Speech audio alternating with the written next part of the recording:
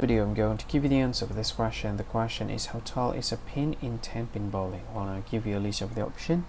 Here's the list of the option: 10 inches, 8 inches, 15 inches, and the last option is 33 inches, and the correct answer for the question is 15 inches. That's the answer.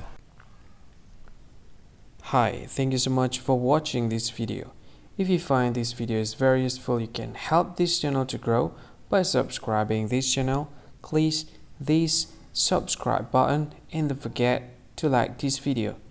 And if you find this video is not really good, or you don't really like this video, or you kind of feel that it's a little bit offensive or something like that, you can click this one, dislike button. You can do that anyway. And if you want to share this video with your friend, you can share it by clicking this share button, and you can share it to any social media that you wish that is currently available at this time, like Facebook, Twitter, LinkedIn, and many others, right? And if you want to add this video to your playlist, you can click this one. You can watch this video later, and you can find more options by clicking these three dots.